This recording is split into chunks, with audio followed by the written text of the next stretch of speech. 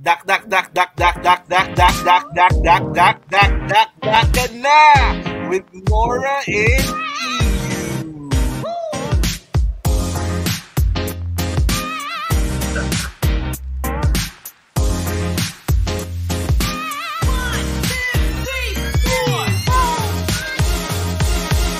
Yo yo yo, what's up again?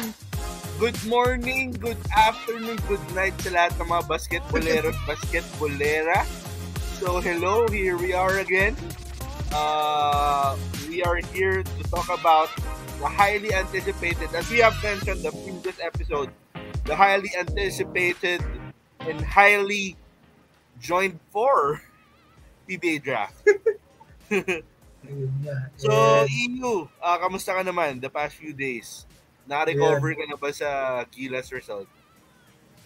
Well, naka-recover naman na nung malaman kong tinambakan ng Brazil ang Latvia na mas may laban pa tayo kaysa sa mismong hosts na Latvia. But it's time to move on. Again, thank you to Gilas. But now, we're about to talk about the upcoming PBA draft na mangyayari ngayong linggo. Yes, sir. Linggo ng hapon. And it's a chance for PBA teams to improve through a draft that features 70 hopefuls who wish to get their names called this coming Sunday. So ano ba yung gagawin natin ngayon, Mora? Well, basically, we're doing a blind ranking for the players, some notable players that have actually signed up for the draft. So, walang alam si EU sino yung mga nilista ko. Blindly, when I say a certain name, he will rank it. Tapos, pagka nagsabi ako ng bago, he will give another ranking and bawal na niya baguhin yung nabigay na niyang previous ranking. Okay, so, clear naman yung pag-explain ko, di ba? And compared to a mock draft, ito talaga, irarank ko lang siya 1 to 12. As in, sino sa tingin ko yung pinakamagagaling up until the 12th. So, pumili na si Mora ng 12. He'll give them to me at random. I'll give my rank of that person without knowing who's coming next or who else is on the list. And yun lang. So, hindi siya mock draft kasi oblivious kami sa order, sa fit, or sa ano. Talagang irarank lang namin yung top 12 prospects. Tingin ni Mora na top 12 prospects of the upcoming PBA draft. So, sige. Ready ka naman, Mora? Siguro, off the bat, bro, ask ko lang, are you looking at talent? Are you looking at potential? Which would weigh more between the two? Ako, what would weigh more is una, kung saan na sila naglaro. Pangalawa, ano na yung nagawa nila nung naglalaro sila at that level. Kung saan mang level yon. And 3, how their games will translate to the PBA. Siguro ang pinaka-ano talaga is kung ano yung track record nila. Kasi compared to other drafts, para sa PBA, by the time you enter the draft, mas patimbang talaga kung ano yung nagawa mo na dati. Parang bibihira yung ano ba yung magiging potential mo. Kasi yung mga player naman na pumapasok, nakailang taon na rin sila sa college. Yeah. Or nakailang leagues na rin sila abroad compared to NBA prospects who only have 1 year of experience in the college ranks before they enter. So, para sa akin, mas matimbang yung body of work mo, kumbaga. So, yun. Okay. Sige. Random, blind ranking. First prospect na ibabato ko sa'yo, bro, would be Jerome Lastimosa. Oh my gosh. Jerome Lastimosa, ilalagay ko siya sa 10. Sige. Okay. Jerome Lastimosa, 10, guard of the Adams All Falcons. Famously missed most of the last season due to injury. But he was a Gilas member before. Part siya nung nag-gold medal sa SEA Games. So I hope he's back to full strength. But for now, 10. Okay. Sige. Since Yeah. curious ako where you would rank this vis-a-vis Jerome Lastimosa, next name I would put out would be Evanelli. Evanelli. Evanelli 6. 6. Evanelli starting point guard for the most recent UAAP champions, the DLSU Green Archers. Actually worked out with Kings assistant coach Jimmy Alapag to prepare for the draft. And I'm excited to see where he goes, considering that he's won at the collegiate level. So, yeah. Evan, I'd put him at 6. Okay. Sige, ubusin na natin yung mga point guards, pare. Let's go RJ Abarientos. Barrientos. RJ Abrientos, I'd put him at 5. Okay. Just above Evan and Juicy. RJ played 1 year with FEU before taking his talents to the KBL, where he was even an all-star and, if I remember correctly, finished Rookie of the Year before transferring to Japan. Was also a member of the Gilas team that won against that famously won against Korea nung FIBA Asia Cup qualifying. And if I remember correctly, part din siya nung huling OQT team yung naglaro sa Serbia. So, the Gilas pedigree is there, the international experience is there, but I'll slot him in at 5. Yeah. Sige. Next, bro, from one KBL import to another, let's go Dave Ildefonso. Dave Ildefonso. Dave Ildefonso. Dave Ildefonso is at a 7. Is at an 8. Okay. Dave Ildefonso, KBL import for 2 years after winning a championship with Ateneo. His KBL stint didn't go as good as he planned. And I think nabanggit niya nga sa isang pod recently na nahirapan siya makipag-communicate. That's why he's working on getting his reps before joining the PBA draft. And I sincerely hope he finds his shooting touch, which he's lost since his final year in Ateneo. As in, final series talaga nilaban sa UP, di siya makashoot for some reason. Buti lang, nanalo pa rin Ateneo. Yep. But for now, I'll slot Dave at 8. Yun. Sige. Pare, hindi na ito mapahirapan. Let's go Justin Baltazar.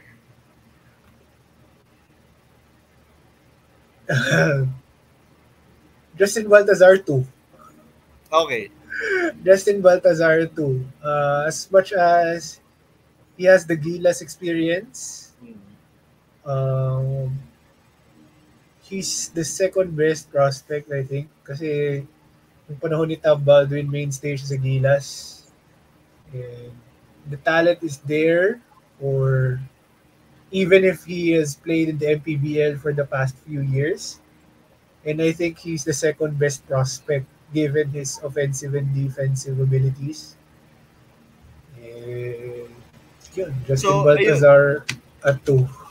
Well, let's take in consideration again, we're not considering the teams that are picking. So we all know that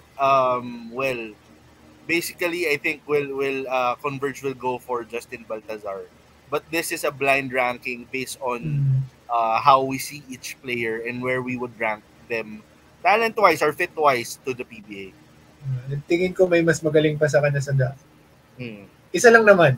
Pero number 2 si Justin Baltazar. Okay. Sige. Papahirapan kita ng konti, bro. Let's go Jonel Policarpio. Ano dito si Jonel?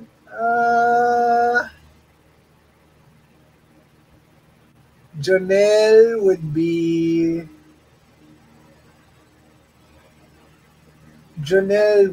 a 7. Siya yung 7 sa akin. Oh, okay. Parang, di ko kasi alam kung sino yung iba ba, but Jonel, Uh, 7. This might be too high, but, ayun. He's only 21 years old. yes. If I'm correct. He only played 1 year for De La Salle, but he was crucial in the championship run for De La Salle. After an off-season of dilly-dallying between teams, eventually returning to La Salle. He even played for La Salle in the preseason, but he's now joined the PBA draft. Uh, he's a 4 who can stretch the floor a bit, but he'll be looked upon to provide energy, and I think he's the 7th best among your list. So, Janelle land at 7. Yeah. Uh, just a recap, bro. I'm sure may list ka dyan. Anong numbers pa yung hindi mo pa nalilista? Para lang sa viewers natin. Sige. I have Justin Baltazar at 2. I have RJ Abarientos at 5. Evan Nelly at 6. Jonel Policarpio at 7. Dave Ildefonso at 8. And Jerome Lastimosa at 10. So wala pa akong 1, 3, 4, 9, 11, 12. Okay. Sige. So, next prospect I'm throwing out, I think you would rank him a little high too. Let's go Kai Balungay. Okay, Kai Balungay, I'd put him at I'd put him at 3.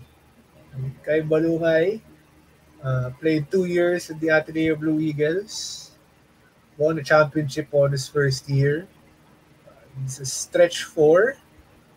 He has his defensive limitations. Kasi hinahan siya nun sa college, but the 3-level scoring is something that you can't simply pass up. And yun. I think he was a little bit tentative on his last years at Ateneo. Pero I hope sa PBA mas maging aggressive siya.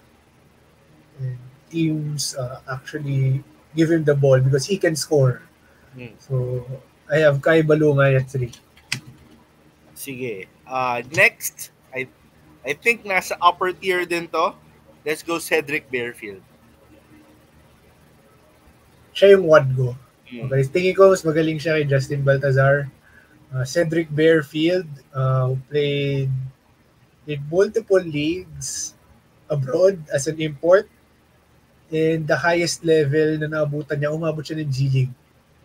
So for a player to reach that level, that in itself, kung titingnan nga yung body of work, para sa akin, 1 ka na agad. Kasi isang apak na lang, NBA ka na eh. And to be able to play multiple seasons in the G League, it's a testament to his ability, his skill, and his overall talent level. So for me, Cedric Bearfield is the best prospect for the upcoming PBA draft. And he isn't that old compared to si Stephen Holt last year. Parang 30 na ata siya or 31 na siya nung pumasok siya. 28 pa lang. Or 28 or 27. So, yeah. For me, he's the best prospect. Speaking of Cedric Bearfield, bro, does his talent and basically the general outlook of his resume, does he remind you of anyone in particular na prospect from the recent years? Ako, wala akong maalala kasi talagang hindi ko pa siya napapanood ng ano. Tingnan ko lang kung saan siya naglaro, saan siya nanggaling. And yun pa lang, kaya ko siya nilagay sa 1. Gets. But, yeah, I'm not sure. So, sorry, casual na talaga. Okay lang. Kasi from my end, the general outlook parang given the resume that he has, Naalala ko Mikey Williams. Hopefully, he wouldn't end up the same Ah, way. dahil ba merong issues sa commitment? May issues sa Hindi naman.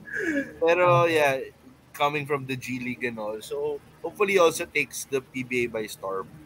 Similar to what Mikey did. Ayun. Okay. Sige, next tayo pare. Let's go Cyrus Torres. Cyrus Torres, he's probably 12. Ayan. Okay. Still within the first round, di ba? Cyrus Torres, a Mm. sharpshooting wing from FEU. Uh, played for 4 years. And could have been higher, but his last season with FEU was definitely disappointing. He didn't shoot as well compared to the previous year, Yeah. but you can never go wrong with a shooter. And ayun, kasi si FEU talagang markadong-markado siya. Siya yung babantayan talaga. Kaya rin siguro hindi siya makaporma. But yun, given the list, I'd still slot him at 12. Which is not Sige. bad. First round ka pa rin. So, Totoo pare. yeah. From one shooter to another, let's go CJ Cancino. Ay, ay, ay. Dali ah. 1, 2, 3. So either 4 or 11. Oh my. Sino ba yung huli?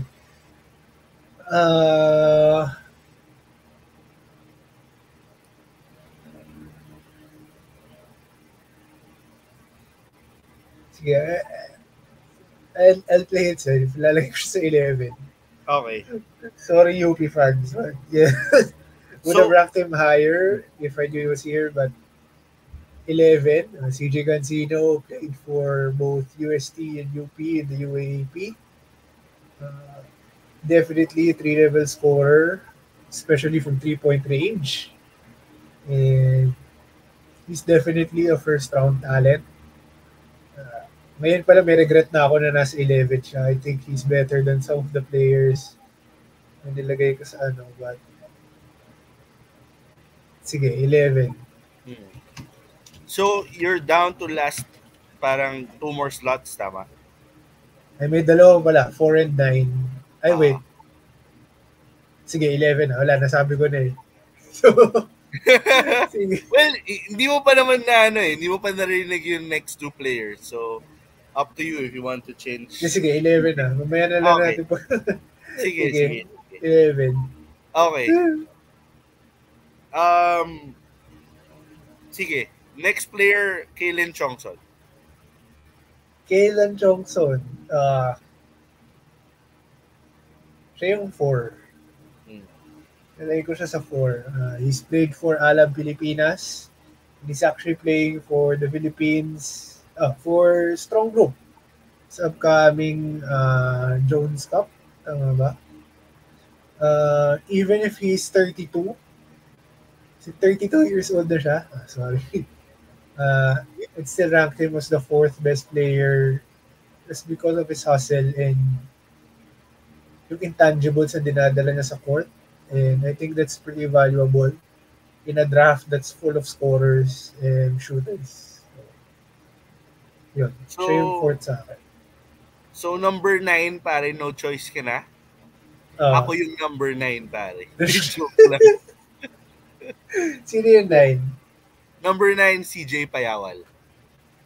Pwede na. Number 9, CJ Payawal.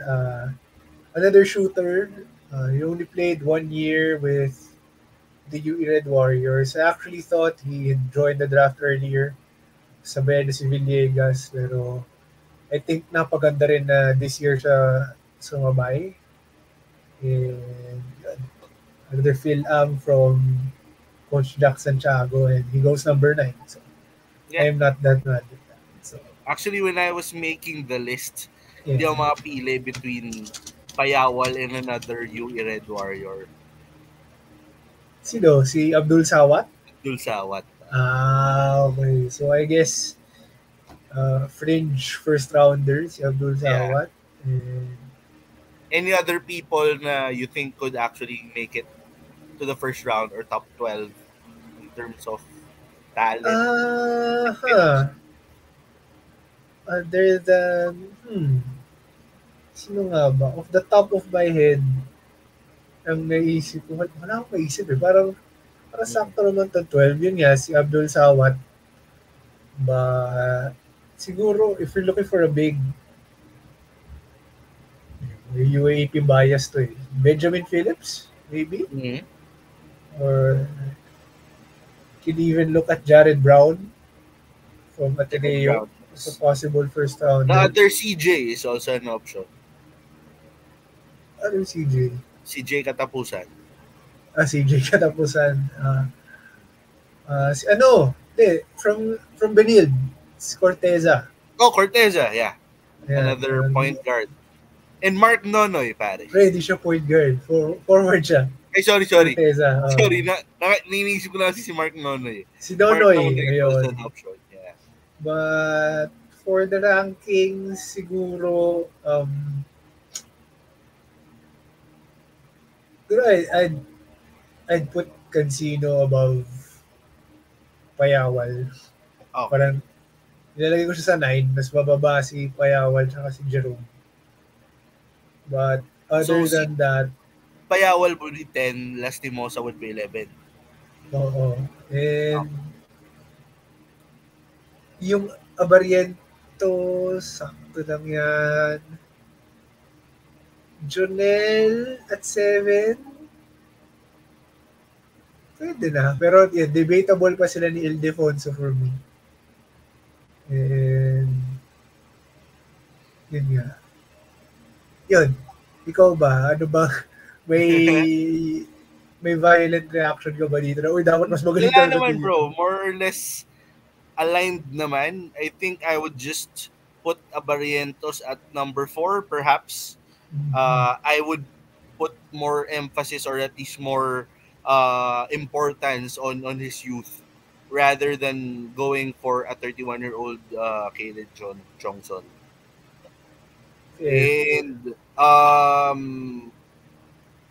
is that it? Yeah, so, more or less, that's it, yeah. So baka nahidyo kami na mas magaling mo ito dyan, mas magaling mo dyan. Blind ranking po yung naganap. And yun. Yun na muna. And that's our blind ranking for the PBA draft. And may gusto ka pang isingit, pare?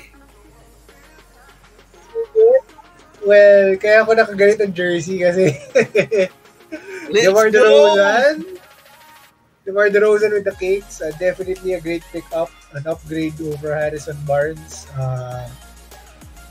I'm excited to see how he'll work with Domantas Sabonis and De'Aaron Fox, considering na nirecruit siya ni Fox to Sacramento. Talaga, hindi ako aware dun It will definitely push the Kings up from the play-in spots to almost a surefire playoff team. But from what I've heard, the Kings are not done. And there's rumors that Kyle Kuzma might be on the way. Okay. So, we'll see. Hindi pa tapos ang off-season ng Kings. Pare, lahat ng target ng Lakers, inuunahan nyo Kasi ang Kings may assets, yung Lakers wala. Kasi binigay nila kay Bronny. Joke lang, Lakers. Sorry na lang. Ayun. So yeah, that's it. We'll try to check if we can still do the regular mock draft, pero hope you enjoyed this blind ranking from us. We'll try to make more of this the next few episodes. Baka fantasy blind ranking na next. Let's see. Please make sure to comment kung ano pa yung naisip nyo gusto na dun yung i-blind rank namin or anything else you would want to see us do. So please like, comment, and subscribe. That's it from us. Peace out from the Dakdakan Boys. Thank you, guys.